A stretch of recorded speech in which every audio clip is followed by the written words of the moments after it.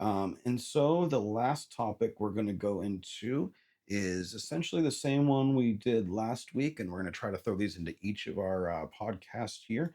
And after finishing up emotional intelligence, we're going to go ahead and go to, uh, oh, sorry, we're going to go ahead and start with our cringe corner. Now, cringe corner last week, we did our dad jokes, and we also talked about our cracking the code, a parent's ultimate guide to Gen Z slang. So we've got this on the site, pgttw.com. And like I said, we went over this last week. I'm going to go ahead and update this list and put in more stuff as we go through. Um, so bear with me as I go in there and put some more stuff on there. But this week, what I wanted to do is essentially kind of expand that same one. So we talked about a few different things with it last week. This week, we want to go over the definitions of a couple more. So on Cringe Corner this week, first thing is our two dad jokes. So the first dad joke of Cringe Corner to tell your kids and make them really cringe at you is, why don't eggs tell jokes? Anybody? If you have comments, leave them in the comments. And then once again, why don't eggs tell jokes? The answer is they'd crack each other up. And then the next one is, what musical instrument is found in the bathroom? Once again, what musical instrument is found in the bathroom? A tuba toothpaste. I know, they're so cheesy, but I love them. And when you tell them around your kids, it makes them cringe, but that's kind of the point. All right, now the next Gen Z slang we wanted to get into this week is, like I said last week, we went through a few, but we want to talk about what ghosted is. Ghosted is someone suddenly stopping communication. You probably knew that one. You probably heard that one before, but they use that a lot. And it's not just online or whatnot. They will be in person too, or somebody doesn't show up to a meeting, or well, for us, meeting, for them, a play date or recess or lunch or something like that. Or somebody doesn't do something they said, they kind of use it that way too. So if they were going to bring them something, they'll be like, they ghosted me on that. Um, it's a little less common, but in general, like, they might still see the person. But if the person like ignored them about what their promise was previously, that's still kind of ghosting. Um, so that was one for this week, ghosted. And then Sigma. Sigma is a lone wolf, an independent, or an otherwise mysterious individually. It's not always a male, but a lot of the time it is. So you could think of basically, somebody who's kind of like a rogue or a vagabond would be a Sigma, or just somebody who's like, yeah, like I said, mysterious, or somebody who's really just like that individual who stands out, but not necessarily what they would consider to be an alpha. All right. And then Skibbity. This is one of everyone's favorites that nobody knows until they look it up. But Skibbity is often associated with Skibbity toilet, as you've probably seen at like Walmart, that weird thing, that meme. But what Skibbity means is that it's something usually nonsense. Oh my goodness. Skibbity usually means something nonsensical, silly, or chaotic. So it's like a ridiculous word. I guess literally ridiculous would be pretty close to what Skibbity would be. And then you'll also see Skibbity Ohio, but Ohio has its own meaning until you put the two together. But Ohio is used as something strange, bizarre, or out of the ordinary, often in a humorous way, related to an online meme of strange things happening in Ohio.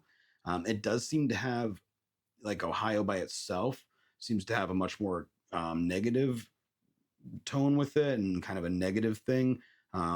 Lately, it seems like a lot of people have kind of leaned it towards that bizarre stuff being when it's something kind of negative bizarre. And then Skibbity Ohio would be when it's completely weird, bizarre, and then it's kind of gross. So like Skibbity Ohio would be bad. Skibbity by itself isn't necessarily bad. Ohio necessarily isn't bad, but it leans towards bad. But it's the way they say these in context, right? So some of the stuff, just like other English language words, even though these are kind of made up, is still stuff that does have context depending on what they're saying it with, right? So even busting, like we talked about last week, that's usually about food, but there's times where service might be busting even if it wasn't technically food. So there's some weird ones like that. The next one is unlike Sigma, Alpha. And Alpha is a dominant or assertive individual, often used to describe a leader or someone with a strong personality. So your typical football quarterback would probably be an alpha when we were kids and stuff like that, or the class president might be just basically the one who stands out in front of everyone else, or acts like a leader. Sometimes it can be somebody who you might not even think, and then they're put in that leadership role, and they become at least the alpha of that era, right? So just because somebody's an alpha one day doesn't mean they always are, and just because somebody is not an alpha doesn't mean that they won't categorize them as that was alpha, right? So it could even be, it's not just always a person, it could be kind of like an action or an individual thing that somebody did that day made them an alpha for that day, and then by the next day they're not again, because these kids are all over the place. Bet, they say that it's an affirmation, agreement, or challenge. So if somebody's like, I'm going to do this, they'll be like, bet. And that's basically like them calling somebody's bluff, essentially, is essentially what that is, right? So that actually kind of makes sense for people who are probably poker players. It probably came from that. And then I want you guys to remember that making this stuff cringy is one of the best ways to make your kids not like it, make it uncool. If you use it all the time, and then also you're going to understand it better. So they're not going to be able to use this language around you without you knowing what they're saying. Because if they're sitting there like, oh, bet, Gibbity, Ohio, Sigma, whatever, like you don't understand them. Trust me, it's crazy. And like even now, I tell you this stuff, and I still have to think about it because they change it all the time. Okay, so then let's see. So one of our sentences this week was, that Skibbity concert was so alpha, but then my friend ghosted me. Bet you didn't see that coming. And then if the other guy was like, bet I totally saw that coming, right? So it'd be a bunch of weird things like that. But anyway, that wraps up this week's segment.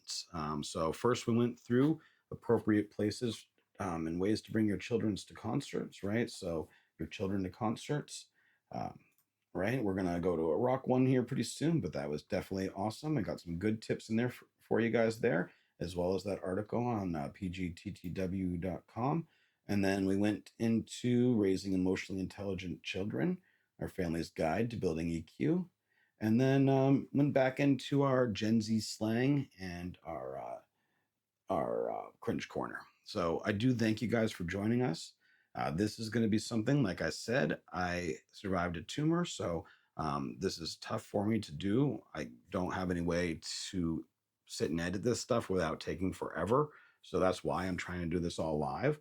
I will continue to try to do these once every week to 2 weeks at the most, and try to do even sometimes 2 week if I can. They're only going to get better from here. So I do appreciate it if you please like and subscribe. I'm going to go ahead and, like I said, keep pumping these out while I can. Somewhere between half an hour to an hour is my goal with each of these each week. And my name is Shay. Check out pgttw.com. And thanks again for joining me. I appreciate it, guys. All right. Another one wrapped up. And we've got this one. I'm going to go ahead and kill the live stream. Have a great night, everyone.